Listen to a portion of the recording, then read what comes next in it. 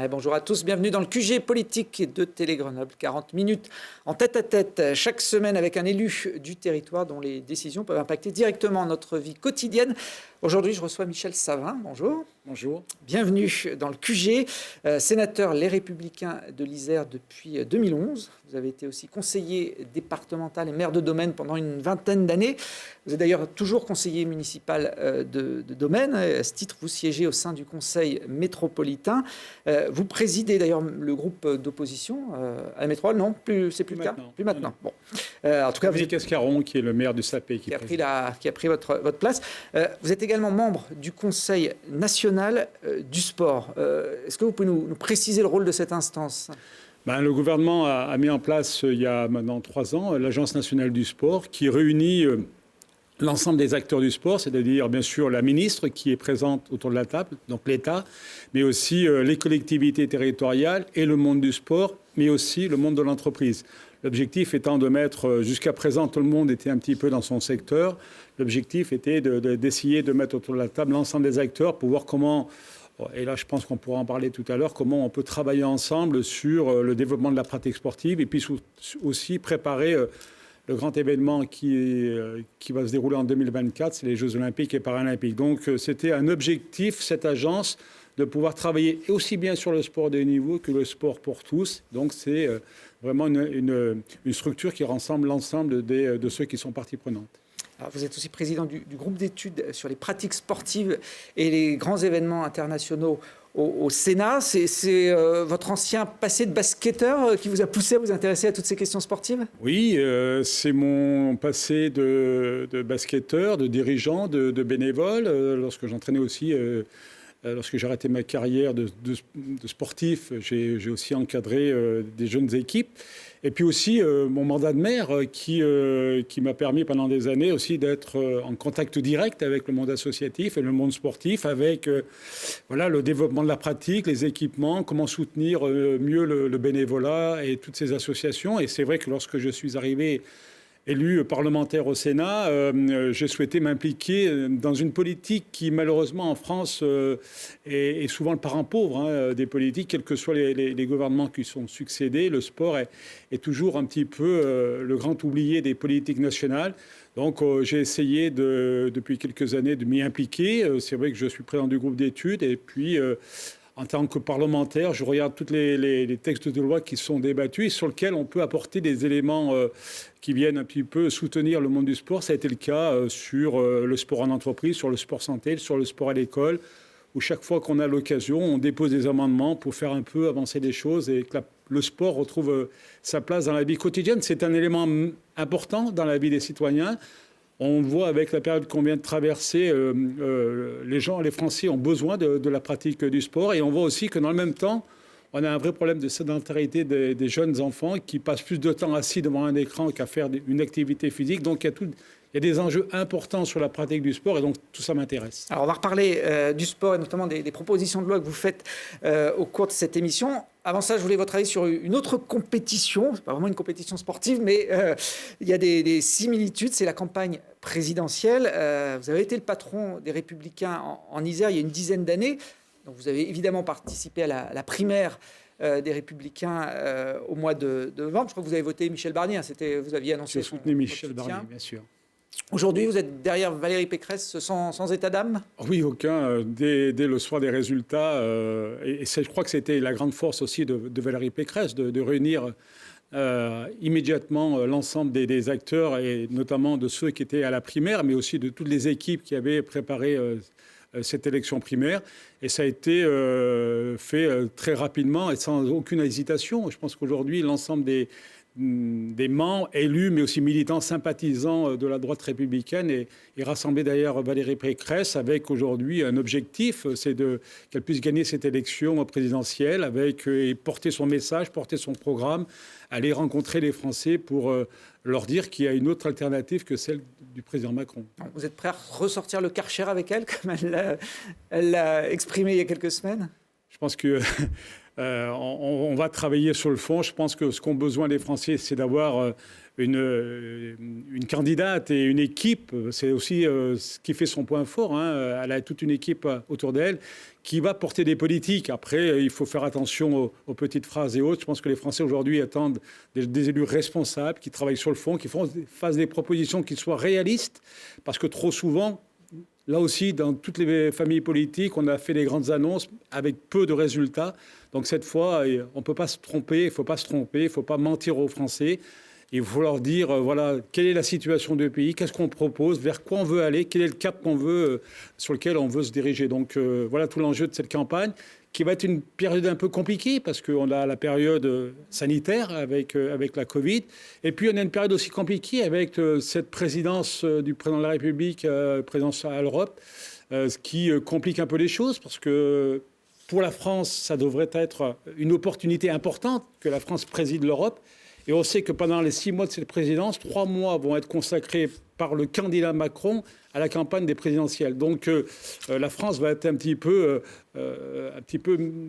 moins sur le devant de la scène européenne par le fait de la campagne. On avait sollicité, notre famille politique avait sollicité le président de la République pour qu'il y ait un décalage de cette présidence, pour que la France puisse s'impliquer totalement dans cette présidence européenne, parce qu'il y a des enjeux majeurs qui touchent l'Europe, mais qui touchent aussi les Français. Et là, c'est vrai que, est-ce que ça va être le président de la France? Est-ce que ça va être le président de l'Europe? Est-ce que ça va être le candidat qui va parler? Donc c'est vrai que tout ça est un peu compliqué. Alors, on ne sait pas si Valérie Pécresse sera la première le soir du 24 avril. En tout cas, elle a été la dernière candidate à être interviewée par Jean-Jacques Bourdin. C'était il y a quelques jours sur le plateau de BFM, alors qu'une enquête contre le journaliste vedette de la chaîne venait d'être ouverte suite à une plainte pour agression sexuelle, ce qui a donné lieu à une séquence plutôt inattendue. Je voudrais le dire très clairement, si ces accusations sont avérées, elles sont graves et elles doivent être condamnées. Vous le savez, le combat contre le harcèlement sexuel et contre les violences faites aux femmes est un combat personnel pour moi. Et trop longtemps, la société a regardé ailleurs, a fermé les yeux, a cherché à minimiser. Trop de femmes ont eu peur, pendant longtemps, de porter plainte. Et présidente de tous les Français, je ne laisserai plus aucune femme avoir peur de porter plainte. La loi du silence, c'est fini. Voilà, si je dis que c'est la dernière candidate, c'est que Jean-Jacques Bourdin a été mis en retrait de l'antenne quelques jours après cette émission. J'imagine que vous l'avez vu, cette séquence qui est assez forte, assez inattendue. C'est à l'image de Valérie Pécresse, qui a des convictions, qui a le courage aussi, une femme politique qui s'adresse à un journaliste en direct, et avec les propos qu'elle a tenus, je pense que c'était un moment important.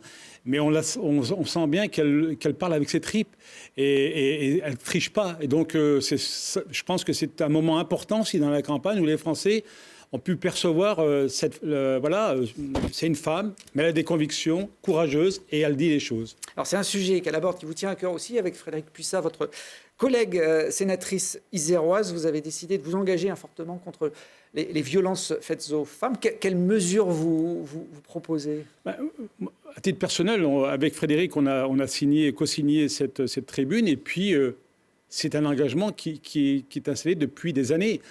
Moi, tout à l'heure, vous avez précisé que je préside le groupe d'études sur le sport. C'est un combat aussi important dans le milieu du sport, les violences sexuelles. On voit depuis quelques années que la parole se libère, et que même dans le sport, et beaucoup dans le sport, on s'aperçoit qu'il y a eu beaucoup de cas de violences sexuelles sur mineurs. Donc il y a tout un travail qui est mené avec le monde olympique et les fédérations pour informer, conseiller aussi les dirigeants pour comment on s'y prend lorsqu'on est alerté, et il faut que la parole se libère.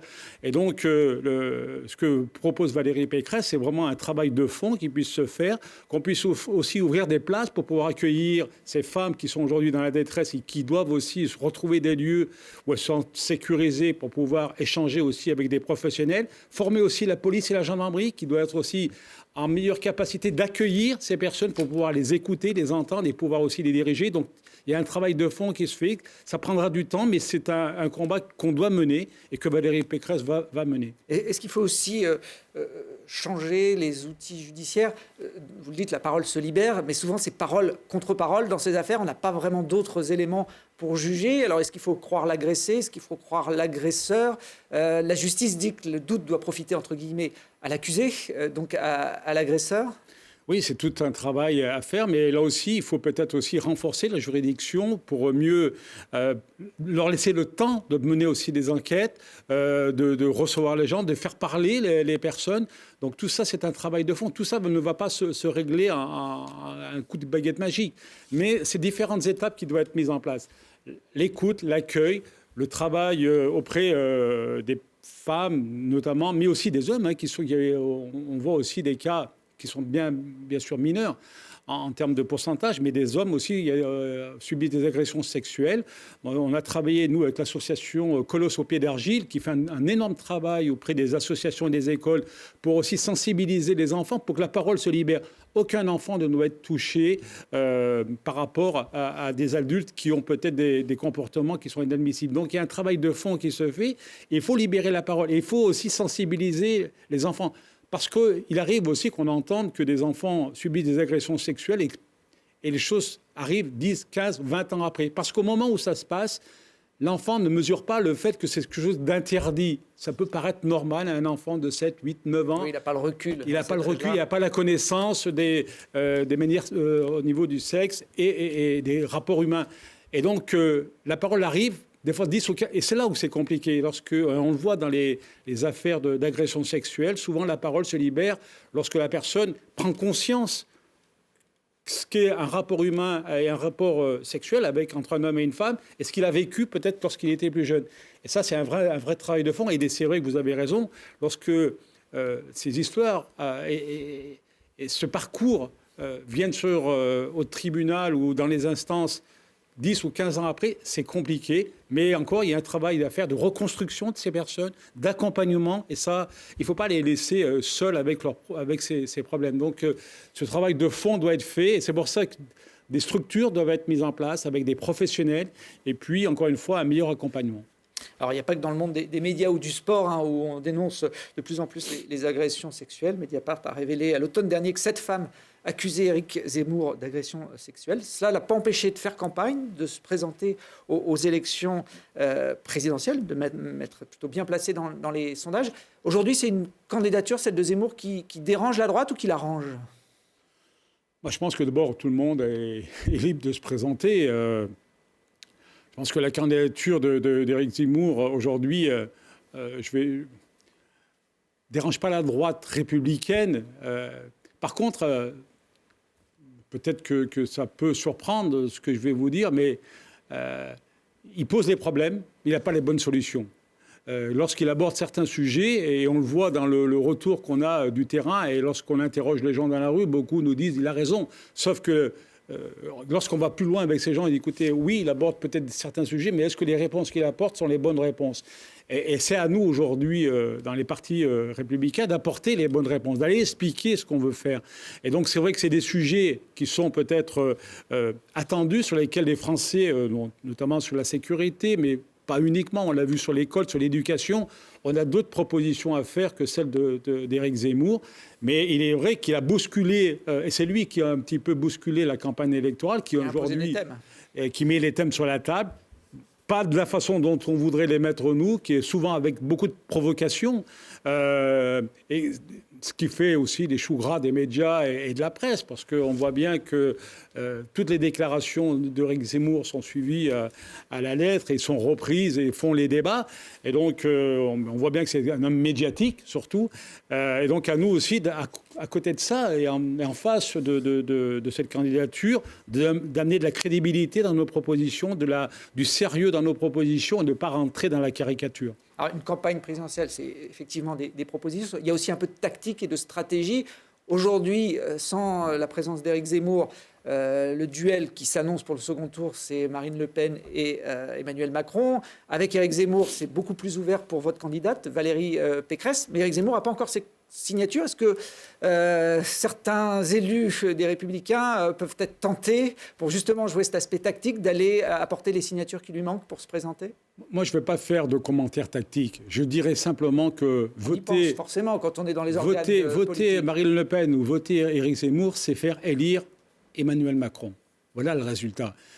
On sait qu'aujourd'hui, on l'a vu ces dernières élections, chaque fois qu'on a un deuxième tour avec la présence d'un extrême au deuxième tour, il y a le Front républicain qui se met en place et c'est plus un vote pour choisir quelqu'un, c'est un vote pour éliminer un candidat. Donc moi j'ai envie qu'au deuxième tour, il y ait un vrai débat politique sur un choix de société. C'est pour ça que je soutiens et on va tout faire pour que Valérie Pécresse puisse être au deuxième tour pour être face à Emmanuel Macron et qu'on ait deux projets avec les deux personnalités qui porteront ce projet avec leurs équipes et qu'il y ait un vrai choix qui soit mené aux Français. Voter Le Pen ou voter Zemmour, c'est élire Macron. Et nous, on ne veut plus avoir Emmanuel Macron comme président de la République. Donc, faisons abstraction de tout le reste. Je pense que M. Zemmour et Mme Le Pen auront leur parrainage pour être candidats. Et puis, la campagne se passera. Mais encore une fois, moi, je le dis aux Françaises et aux Français, attention. Alors c'est vrai que le premier tour, souvent des fois des électeurs, on le voit sur le terrain, se lâchent et puis dire il y en a marre, il faut que ça change et puis on va voter vers ceux qui ont des fois radical, qui sont les plus radicaux, qui ont peut-être des propositions qui peuvent faire plaisir mais qui sont irréalistes. Et puis après au deuxième tour, on se retrouve avec ces candidatures et puis on se dit bah non, attention, on va pas franchir le pas. Donc moi j'ai plus envie de ce scénario et j'espère que les Français. Et à nous, notre responsabilité, ce sera ça, de séduire et de rassurer les Français et de les amener vers notre programme. Alors c'est une élection présidentielle qui conditionnera l'élection législative qui est prévue derrière au mois de juin. Vous aviez été candidat aux législatives en 2007. Vous n'avez pas eu envie de repartir pour cette non, c'était une très belle expérience contre un très bon candidat, le député sortant qui était François Brotte, qui était une grosse personnalité ancré sur son territoire, ancré sur le Grésivaudan et sur cette circonscription. Et nous avions, avec mon collègue André Gillet, faire un très beau score. On était même en tête au premier tour, donc à la surprise générale un peu. Bon, et puis on a perdu de peu. Non, c'était une belle expérience. Après, j'ai eu l'opportunité de me présenter aux élections sénatoriales. Et je me sens beaucoup mieux dans mon rôle de sénateur parce que le Sénat, c'est la représentation des élus et des territoires. Et c'est vrai que c'est un vrai plaisir de pouvoir travailler avec les maires du département sur différents sujets. Pourtant, au final, si le Sénat n'est pas d'accord avec l'Assemblée nationale, c'est le député qui a le dernier mot sur les lois. Oui, c'est le député qui a le dernier mot, mais on voit bien que dans les lois qui sont votées, plus de 60% des textes qui sont votés, le Sénat a apporté une contribution. Nous sommes en train de travailler sur différents textes, que ce soit la loi 3DS ou sur la loi sur laquelle je travaille sur le sport, sur la démocratisation du sport. Le Sénat a apporté beaucoup d'amendements, a fait beaucoup d'avancées sur ces textes. Donc, soit il y a un accord au niveau de la commission mixte paritaire, et c'est vrai que s'il n'y a pas d'accord, ça revient aux députés de faire un choix, mais les députés, dans beaucoup de cas, ont gardé une grande partie des avancées qu'a pu faire le Sénat pour pouvoir présenter un texte qui soit le plus construit possible. Alors sur votre circonscription, la 4e, où se trouve le domaine, c'est normalement le jeune maire d'Alvar, Sidney Rébois, qui portera les couleurs de la droite. Il n'y a aucun député de droite aujourd'hui en Isère. Je pense que ça ne s'est jamais produit sur la 5e République. Donc vous ne pouvez que faire mieux. Ce serait quoi un bon résultat aux législatives au mois de juin ?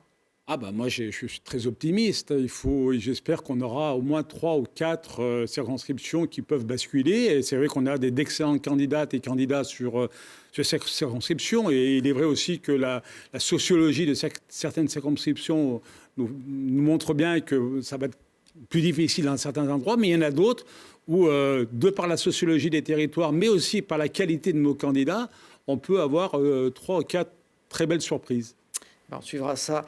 Effectivement, après les présidentielles, vous l'avez dit, on peut aussi proposer des lois quand on est au Sénat. Vous avez été rapporteur d'une proposition de loi pour démocratiser le sport. Alors c'est assez large comme sujet.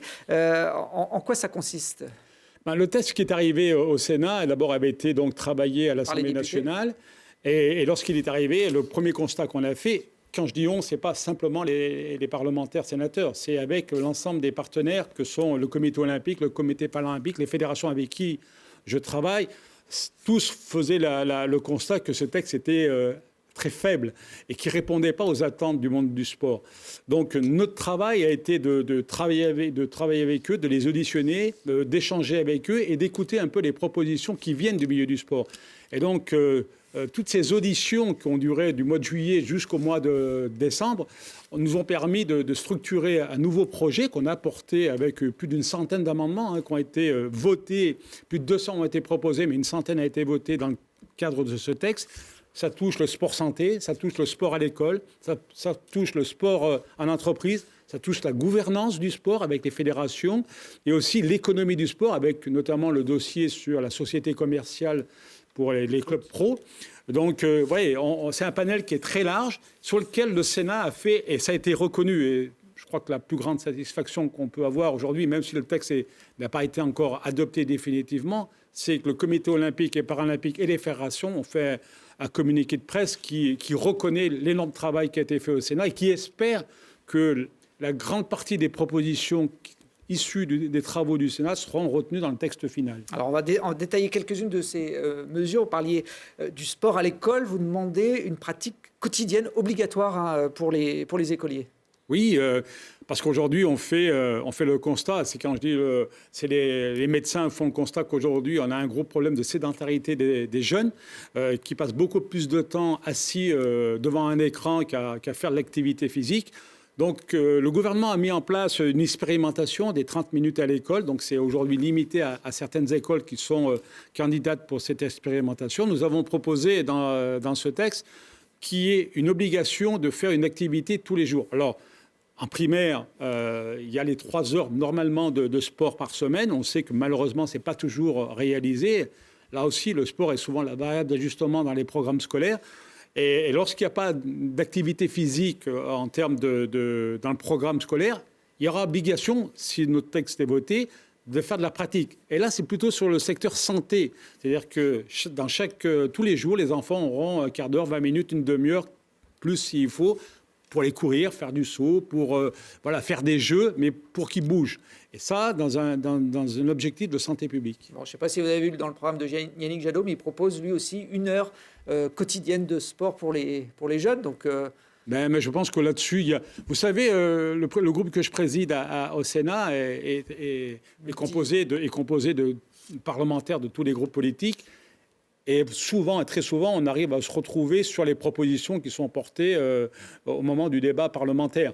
Quelles que soient les sensibilités des uns et des autres, on arrive souvent, dans la grande majorité des cas, à se retrouver. Ouais, d'accord.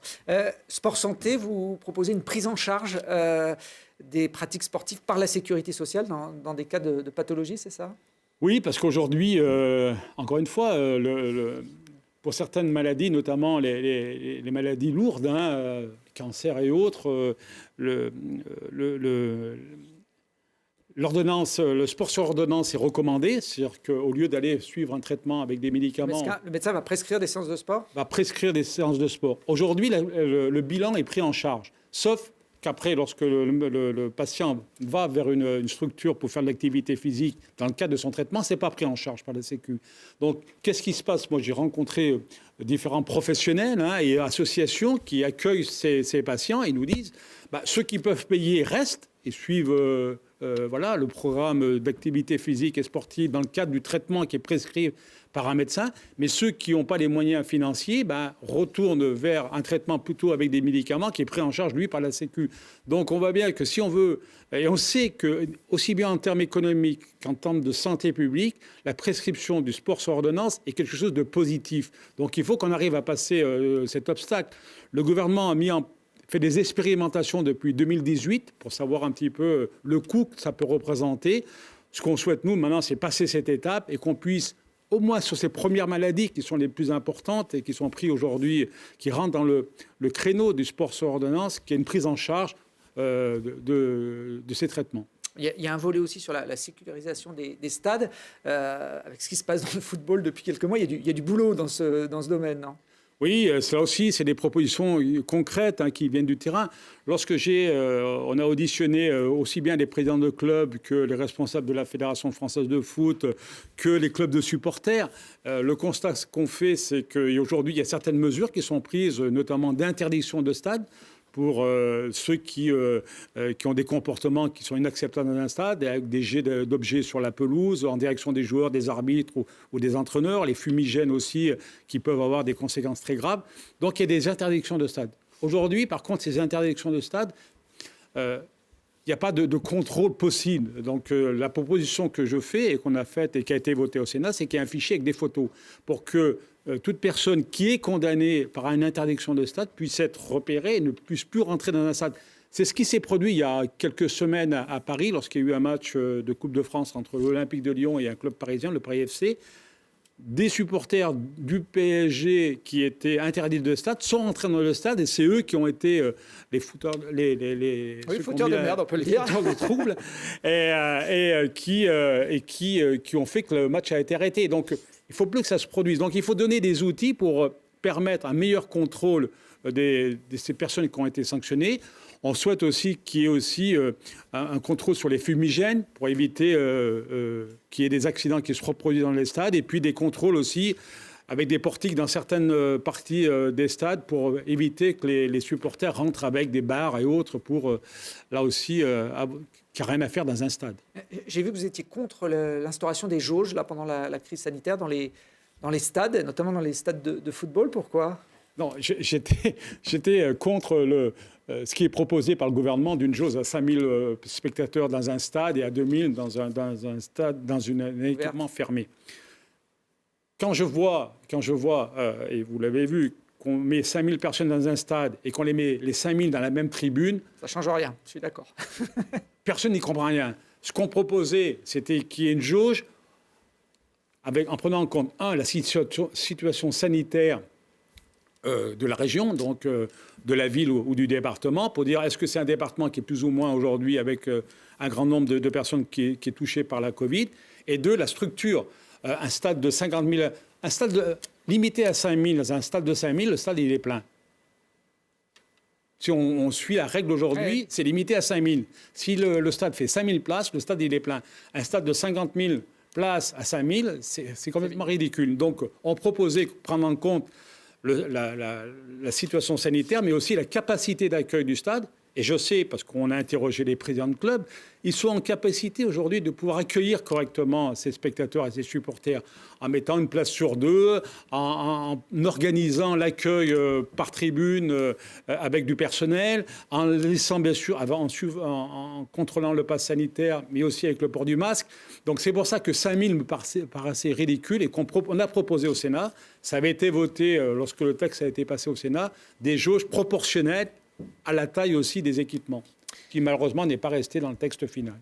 Bon, le sport, comme tous les secteurs d'activité qui sont impactés par la crise sanitaire depuis de longs mois. Il y a quelques jours, l'Australie a expulsé de son territoire Novak Djokovic, le numéro 1 mondial de tennis, qui n'a pas pu défendre son titre à l'Open d'Australie. C'est une décision qui a fait beaucoup parler. Est-ce que, selon vous, c'était une bonne décision ? Il n'était pas vacciné, il avait un peu... fauté, on va dire, sur les déclarations au moment de rentrer sur le territoire australien. Donc, ils l'ont renvoyé, entre guillemets, chez lui. Alors, cette décision aura permis au moins au gouvernement français de prendre une position. Parce que, entre le discours de la ministre des Sports une semaine avant, qui expliquait qu'elle allait mettre en place un protocole sanitaire avec une bulle sanitaire pour les sportifs étrangers, parce que je vous rappelle que dans le texte de loi, les sportifs de haut niveau français, quels qu'ils soient, doivent être vaccinés et avoir le pass vaccinal. Par contre, la question que j'avais posée en séance publique, je me disais, mais attendez, on va avoir des compétitions internationales qui vont arriver, des clubs anglais, espagnols qui vont venir jouer en France, on va avoir des sports comme le tennis, on espère que dans quelques mois, les choses iront mieux, mais des tournois peuvent se dérouler, il y a le tournoi des 6 nations. Est-ce que les joueurs étrangers, donc c'est là que la réponse de la ministre, c'est-à-dire non, mais pour eux, on mettra une bulle sanitaire. Et là, je m'étais élevé. J'ai dit, attendez, pourquoi mettre une bulle sanitaire pour les joueurs étrangers et pas une bulle sanitaire pour les joueurs français, ce qui est le cas aujourd'hui. Dans les clubs professionnels aujourd'hui, il y a un suivi au jour le jour des sportifs. Tous les jours, ils sont testés. On le voit en équipe de France, dès qu'il y a un test, hop, le joueur est mis de côté. Donc pourquoi avoir une politique pour les sportifs français et une autre politique pour les sportifs étrangers? Et puis est arrivée la décision qu'a prise l'Australie en direction de Djokovic.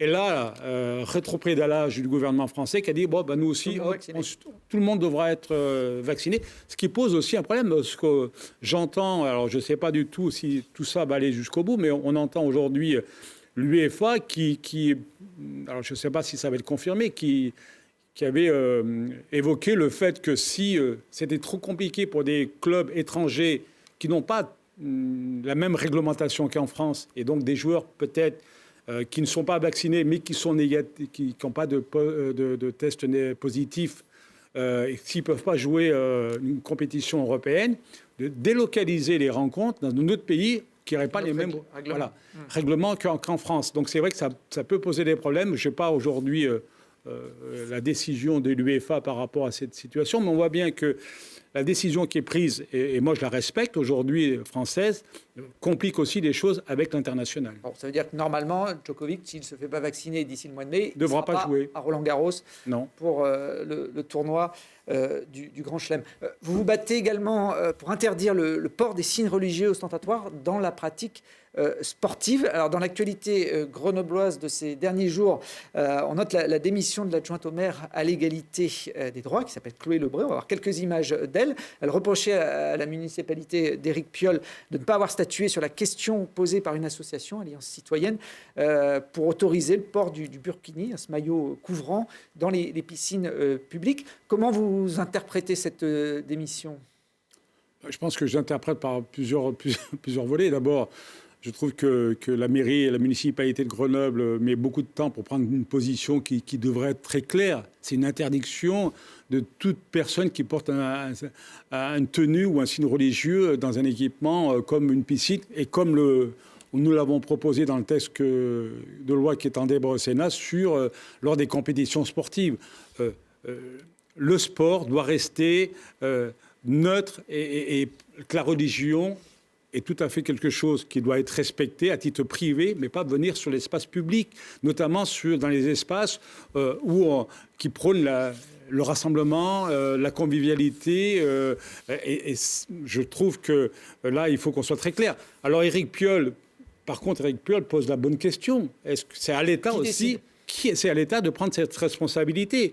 Et je crois que là, on a un gouvernement qui tarde à prendre ses responsabilités sur ce sujet. Il faut trancher pour permettre aussi, et aux maires, dans le cas du Burkini, les maires des différentes communes qui sont concernées par ces sujets, de pouvoir s'appuyer sur un texte de loi qui n'existe pas, parce qu'il y a un flou juridique aujourd'hui, mais aussi, concernant le sport, permettre aux communes et aux maires, mais aussi aux présidents d'associations, de pouvoir s'appuyer sur un texte législatif pour interdire.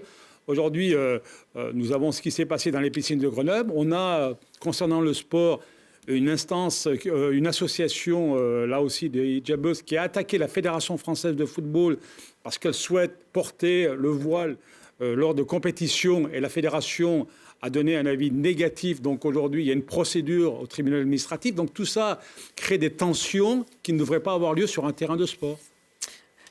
Vous avez peur, vous craignez que pour les Jeux Olympiques de Paris, il y ait des sportifs voilés qui se présentent sur les différentes compétitions ? Après, les propositions qu'on fait, on les limite bien à la sphère nationale. L'amendement que j'ai déposé au Sénat... On sera en France, au JO. Oui, mais c'est une réglementation internationale.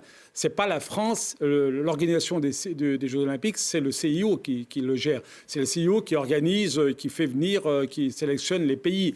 Donc, moi, qu'un pays qui, pour des raisons qui lui appartiennent, accepte de porter certaines tenues pour la pratique du sport et que le CIO le reconnaît, on a eu une Coupe du Monde de foot à Grenoble il y a quelques années.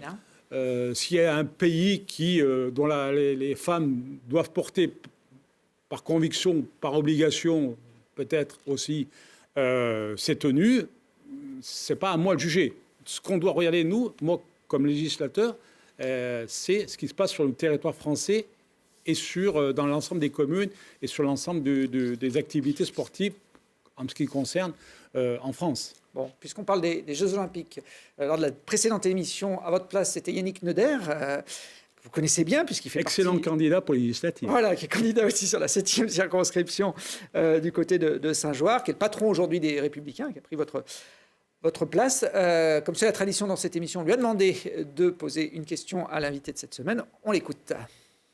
Je sais que tu es passionné de sport, que ton activité parlementaire et sénatoriale est souvent orientée vers cette discipline. Alors, bon, j'ai réfléchi un petit peu à la question qui tournera autour des Jeux Olympiques. Donc, comment tu vois les Jeux Olympiques 2024 à Paris, notamment sur l'aspect territorial? Comment l'Isère peut tirer son épingle du jeu des Jeux Olympiques 2024 à Paris? Et puis, d'une façon plus lointaine, que penses-tu d'une candidature qui irait du Vercors jusqu'à la Maurienne, puisque la région Auvergne-Rhône-Alpes est une terre de Jeux Olympiques, puisque 1924 Chamonix, 92 Albertville, 68 à Grenoble.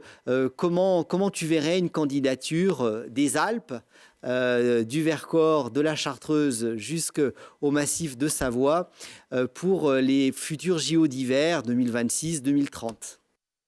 Alors d'abord Paris 2024, comment notre territoire en Isère, on est assez loin de la capitale, va pouvoir vivre cet événement? Ça fait partie des enjeux de l'organisation des Jeux Olympiques et Paralympiques de 2024, mobiliser l'ensemble des territoires. Tony Estanguet, qui pilote le COJO, le comité d'organisation, a cet objectif. Il y a bien sûr la préparation de l'accueil de toutes les délégations, aussi bien en termes d'infrastructures, sur les équipements qui auront lieu les compétitions, mais aussi tout ce qui va autour, le village des athlètes, le village des médias, les transports, qui sont un vrai problème sur la région parisienne. Donc tout ça doit être travaillé avec la Solidéo, qui est en charge donc de la construction des équipements. Et Tony Estanguet et son équipe ont aussi voulu impliquer l'ensemble du territoire. Il faut que cet grand événement mondial puisse irriguer aussi l'ensemble du territoire. C'est pour ça que plusieurs opérations ont été lancées, Terre de jeu, qui concernent directement les communes, où les communes s'engagent et sont labellisées Paris 2024 et s'engagent à mettre en place des activités. J'étais ce matin même dans la commune de Sassenage, dans une école, où les élus de Sassenage, avec l'éducation nationale, avec les enseignants de l'école, ont fait venir dans l'école 2 athlètes, un athlète valide et un athlète handisport, qui sont venus présenter un petit peu leur activité avec de la vidéo et puis surtout un échange avec les élèves. C'était un moment très enrichissant et ça permet... voilà. Donc l'Isère fait partie des territoires qui peuvent s'impliquer et le département de l'Isère, avec sa vice-présidente Martine Colly, ont engagé un travail terre de jeu aussi dans le cadre des Jeux Olympiques. Donc vraiment, il faut que... C'est le message que moi je souhaite lancer à toutes les collectivités, à toutes les associations, mobilisez-vous. Les Jeux Olympiques, ce n'est pas que Paris, ça doit être toute la France et tous les villages et villes de France qui doivent être mobilisés. Il y a une trentaine de communes, je crois, en Isère, qui ont demandé ce label. La vôtre, Domaine, en fait partie. J'ai vu qu'il y avait Saint-Savin aussi, mais ça n'a sûrement pas de rapport. Ça veut dire que potentiellement, il pourrait y avoir des athlètes en 2024 qui viennent en Isère, ou ça reste de l'ordre de ce que tu as pu faire Sassenage cette semaine, de la sensibilisation au cours d'une semaine olympique pour les plus jeunes? C'est un grand panel sur lequel nous devons travailler. C'est bien sûr la venue d'athlètes. Sur Domaine, nous l'avons déjà fait et on va continuer à le travailler. Mais aussi, c'est des actions culturelles avec des expositions sur le thème du sport et de l'olympisme. Ça peut être aussi faire venir des écrivains qui ont pu publier des ouvrages sur le sport et sur l'olympisme. Ça peut être une exposition de peinture sur l'olympisme. Donc, vous voyez, faire vivre ça. On fait vivre ça sur différents domaines. Et puis, surtout, c'est de mettre en place des activités. C'est avec les associations sportives, avec les écoles, avec le troisième âge, avec l'ensemble des Français sur lesquels on doit s'impliquer, qui veulent s'impliquer. Il y aura aussi une mesure importante, c'est sur tout ce qui est les bénévoles qui vont être sollicités pour participer. C'est plusieurs milliers de bénévoles de volontaires qui vont être recrutés par Paris 2024 pour accueillir les délégations, le public. Et là aussi, Sassenage en fait partie, a déjà travaillé pour proposer des candidatures pour être des volontaires. Là aussi, j'appelle toutes les communes qui le souhaitent à se mobiliser leur association pour pouvoir déposer des candidatures sur des postes de volontaires. Donc vous voyez bien que ce n'est pas uniquement sur la partie sport, c'est sur la partie qui touche les entreprises, qui touche aussi le monde de la santé sur lesquelles on doit se mobiliser. La belle terre de jeu. Donc il y a 34 communes exactement pour l'instant en Isère, dont Domaine. Presque 7000 habitants dans l'agglomération grenobloise. C'est une des rares communes d'ailleurs de l'agglo dont le maire ne siège pas à la métropole. C'est Christelle Bayon. C'était lui ou vous? Vous ne lui avez pas laissé le choix? Comment ça s'est fait? Si. Non, on a discuté, on a échangé avec Christelle. Il prend une succession. C'est pas toujours simple de prendre une succession, depuis 20 ans, ouais. Quelle que soit la personne après qui on succède, mais c'est toujours un moment difficile. Donc il y a une mise en route à faire, une nouvelle équipe. Il travaille aussi encore, il a une activité à plein temps. Donc les deux cumulés fait qu'il faut quand même un peu de disponibilité. Et puis j'ai une certaine expérience de la vie locale, notamment au niveau de la métropole. Et en parfait accord avec lui, il m'a demandé si je pouvais continuer mon mandat de conseiller communautaire, ce que j'ai accepté avec plaisir. D'abord pour représenter la commune de Domaine, mais aussi participer au débat métropolitain. Je pense qu'il est important aussi que lorsqu'on est à la métropole, on n'est pas uniquement le représentant de sa commune. On doit avoir aussi la hauteur et l'expérience nécessaire pour avoir une vision beaucoup plus large et beaucoup plus grande sur les enjeux qui touchent notre métropole. Donc c'est en parfait accord que ça s'est fait et ça se passe très bien. Bon. Vous êtes dans l'opposition à la métropole, mais vous avez quand même contribué en juillet 2020 à l'élection du président actuel, Christophe Ferrari, contre Yann Bongaberru, qui était le candidat soutenu par Éric Piolle. Quel bilan vous portez sur la mandature de Christophe Ferrari depuis cette élection en juillet 2020 ? Le même bilan que beaucoup d'habitants, et quasiment une grande majorité des habitants de cette métropole. C'est une grosse déception. Pas par rapport à la personne de Christophe Ferrari, qui a ses qualités et qui a aussi, comme tout le monde, ses défauts. Simplement, c'est aujourd'hui le bilan d'une métropole qui ne fonctionne pas. Une majorité qui est très divisée, avec qui se renvoie par communiquer les uns contre les autres, qui se retrouvent en procédure même au tribunal. L'un attaque l'autre et vice-versa. Donc tout ça au détriment de l'attractivité et des enjeux de la métropole. Voilà le regret qu'on a aujourd'hui. On aurait préféré peut-être d'avoir un autre choix.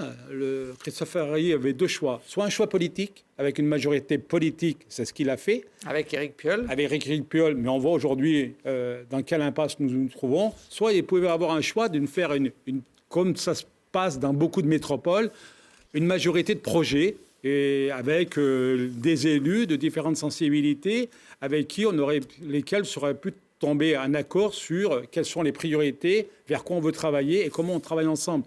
On l'a démontré, notre groupe l'a démontré durant ces années. On n'est pas dans une position radicale. On a fait des propositions. J'ai travaillé sur des projets à la demande de Christophe Ferrari sur le dossier de l'eau. Donc, on a travaillé ensemble avec Marc Audon et on a fait les choses de façon très intelligente et en toute transparence. Donc, on est capable, sur certains sujets, de pouvoir travailler ensemble. Sauf qu'aujourd'hui, le choix de faire une majorité politique nous amène dans une impasse. Tout ça au détriment, encore une fois, de l'attractivité de ce territoire. Plus rien ne se passe, il n'y a pas d'objectif, il n'y a pas de projet politique.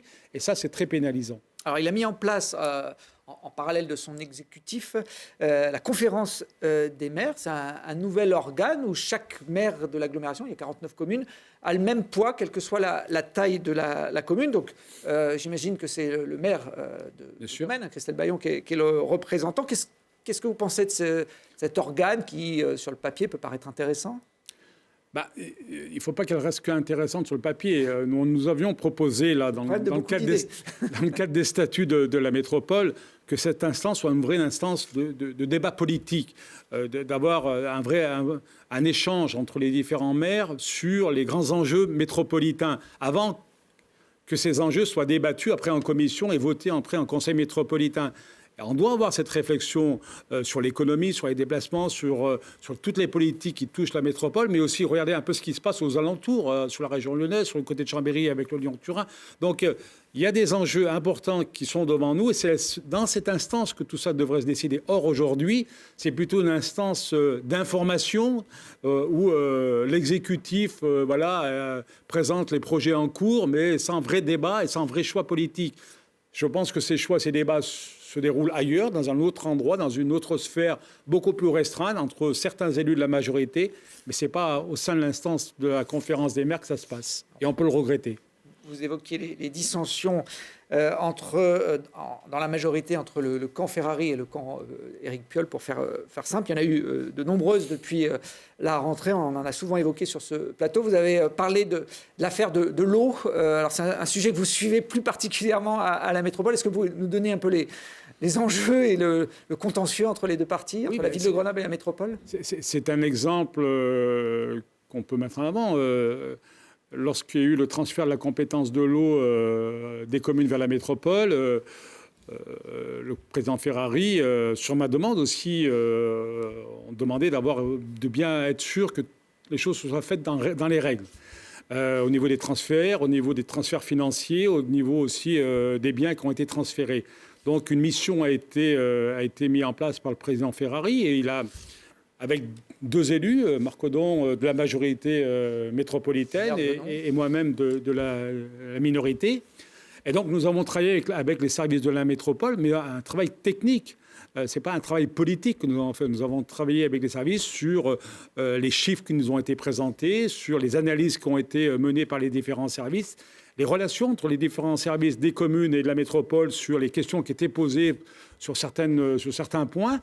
Et donc, à l'issue de ces travaux, sur les 49 communes, 2 communes avaient une difficulté par rapport aux chiffres qui étaient avancés. L'une a réglé ses problèmes avec une dotation qui a été installée sur plusieurs années pour résorber le différentiel. Et puis, restait le cas de Grenoble. On pensait vraiment qu'à l'issue des différents échanges, une proposition avait été votée à l'unanimité par le Conseil métropolitain pour que les choses se règlent. Et puis, je pense que suite aux élections de la présidence, Grenoble a changé de position, conteste les chiffres qui sont annoncés. Et puis, on est arrivé à la dernière situation où, lors du dernier Conseil métropolitain, le Conseil métropolitain demande à la ville de Grenoble de rembourser plus de 7 millions d'euros de différentiel. Voilà, donc tout ça va être peut-être aller jusqu'en justice. Voilà, on en est aujourd'hui entre une majorité